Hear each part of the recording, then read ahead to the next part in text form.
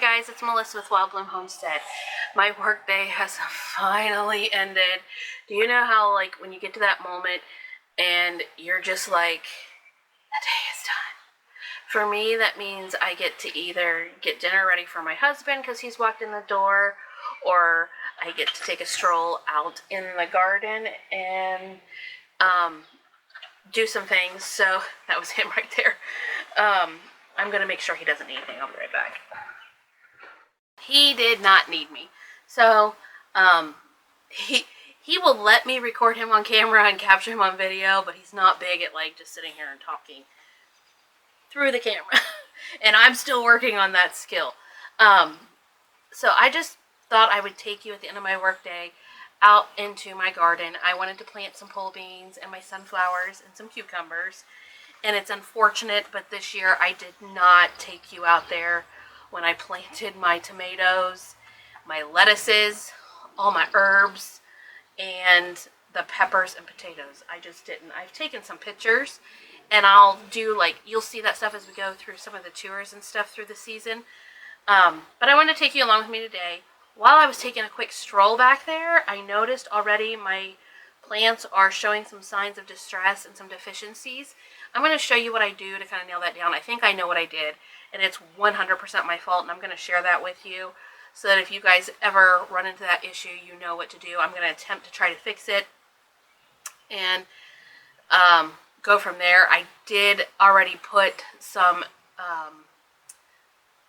compost with manure on it just to fix it, and I did purchase that from the store. I did not do it straight from my compost because mine has not broken down yet the way that I would like it to, and I'm out of my chicken poop. So, and the fish fertilizer that I just made isn't ready yet. I still have 2 weeks to go. I didn't expect to have problems already.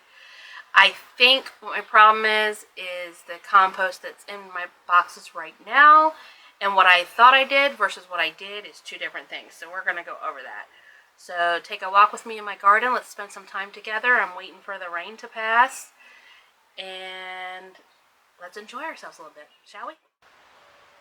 Okay, here we are out in my garden, and would you believe it? I have cleaned out this ground so many times already, and weeds are still trying to come up on my walkway. So I talked to my husband about it, and we're going to get some fresh wood chips laid down right here. But I wanted to kind of show you some of the problems that I was seeing. I don't know if you guys watched my other video where I talked about the deficiencies in your soil and what you can discover, but I'm going to kind of zoom in real slowly.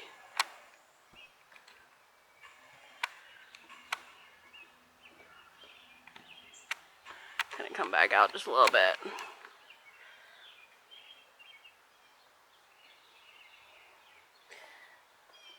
Okay, so we're looking at my leaf, and you can see it's yellowing, struggling a little bit on the bottom. Looks like it might need water, but I think primarily it's the yellowing that concerns me in this area.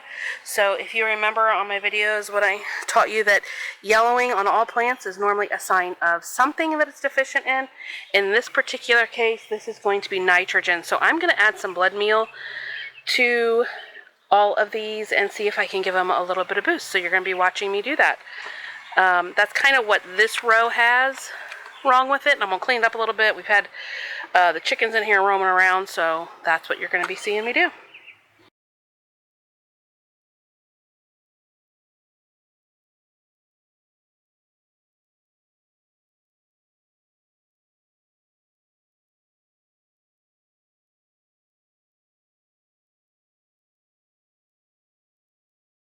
It's still kind of drizzling out here a little bit. I don't know if you can totally see me. I'm just going to do what I would do if I was out here by myself. I don't know if you can totally see me, but this is what I'm going to do in my notebook. I write down that it's the date and what I discovered in the area in which I discovered it. So this would be my south fence. Peppers. It was literally 10 days after transplant. I'm having to add blood meal. The reason I do that is it tells me if this is going to be a problem area for me, or if something I'm going to be struggling with all during the season, or if come in the fall I need to do a heavy dose of nitrogen in this area just to kind of help it through the wintering of breaking down. I don't know if that's correct or not, but that's how I have fixed other beds before, and it has seemed to work. So stay with me. It's going to be the same thing over in here. I'll zoom in on the jigsaw pepper, let you see it. It's definitely a sign of being nutrient deficient, but if I tap it, the leaves aren't falling off. So that points me to get in here, give it some food. Just me being the humble gardener and letting you know the mistake that I made. If you look at this soil looks like it's pretty broken down and that it's good, and it is very good soil. Here's a mistake I made. I got leaf compost, strictly leaf compost last year. Underneath this layer, probably, I'm going to say, at the time, this box was full to the top last fall. Through the winter, this is how much it broke down. So you're talking about, I mean, that's a good amount of breakdown that has happened in these boxes. And so I know that it's decomposed and done what it needed to do, but I forgot to put amendments in it. I forgot to put my chicken clean out and all the things that I normally do in these boxes. It is underneath towards the bottom, and I meant to put the leaf compost on here and then come in here and turn it, and I think I got sidetracked. Matter of fact, I know I've gotten sidetracked. What happened was I came out here, I was thinking, oh, this is such good soil, it's so great, and it is. I mean, it's holding together nicely, but yet it's still loose. But it doesn't have the balance of the nitrogen, potassium, the brown materials, the green materials. I'm having to amend that in here, but stuff's already planted. And I don't know about you guys, but when you start these things from seed and you watch them grow in your house during the ending of winter going into spring, and you're just all hopeful about what's to come, you don't want to lose your plants. You don't want to go up to a garden store, and there's nothing wrong with getting your plants at a garden store. I still get plants at the garden store. But the things that I choose to grow on my own, which is my preference, I don't want to have to replace them because they've died or because I was negligent, and that's what it was. I just didn't keep good track of what I needed to do. But I do think I can save it. So this is going to be a good journey for us this season. As you watch me try to amend this soil, there is life in here. I see worms. I see the roly-polies. I've already added, like I said earlier, I added some stuff, but I'm just giving it a good dose of this blood meal just to help it out. And hopefully that'll be enough of what I need. We don't want to put too much and cause another issue. So again, I'm just going to be working around in the garden.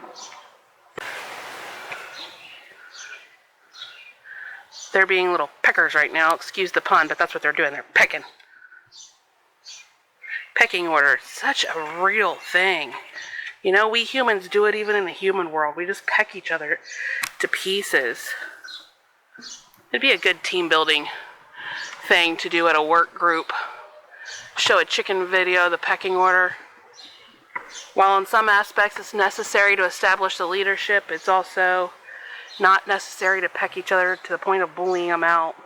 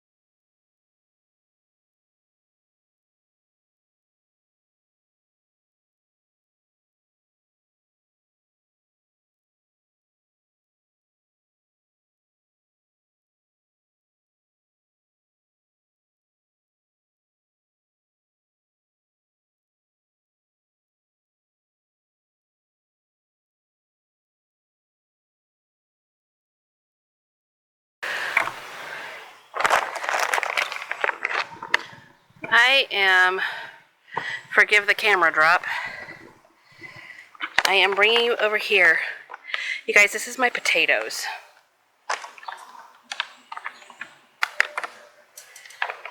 Get down on my knees again. I promised my grandson that I would send him a picture. My grandson helped me plant these, and he was tremendously excited for me to send him a video of how they were doing. So this is them. I'm going to tell you that potatoes by default love nitrogen. So anytime I can add nitrogen to their soil, if I'm out here spraying anything, I will give them a little dose of their own. They love it. It makes the plants happy. And these are just my grow bags. This one right here is a purple potato. I've never done a purple potato, so I'm excited about these.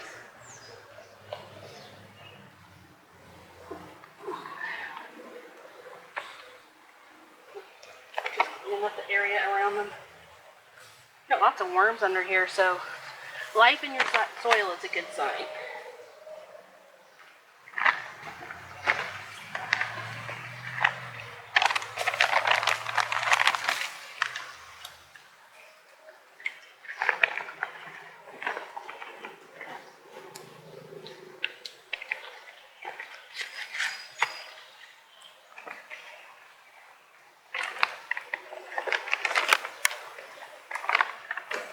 I'm about out of this, so I'm just going to sprinkle it down in here. Give it its beauty juice.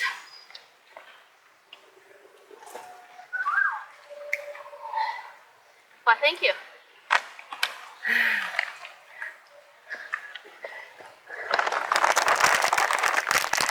But to my grandson, who faithfully watches my videos, at least I think he's still watching them, there you go, buddy.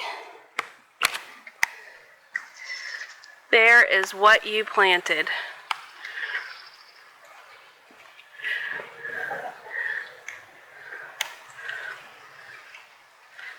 So you keep growing.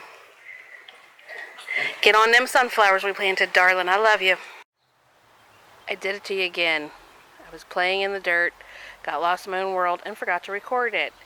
So I am just letting you know that I have planted my squash and my cucumbers.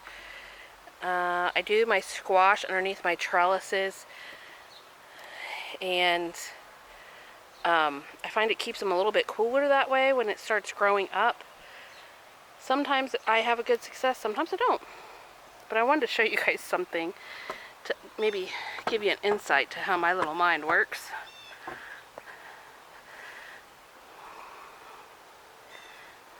I created me another little bed right here off my box because I ran out of room. Now that is spaghetti squash. It will trail out over here, and I'm perfectly fine with it doing that and filling all this in.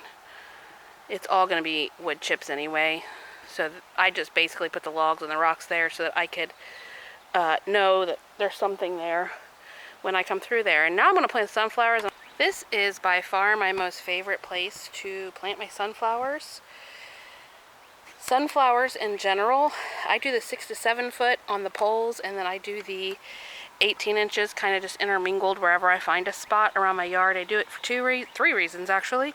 Pollinators, to attract them, and sunflowers are my favorite flowers, and it feeds the birds and the squirrels in the fall. I love to come out here and watch them, like getting the nuts and stuff. I got a really good video of them last year doing it.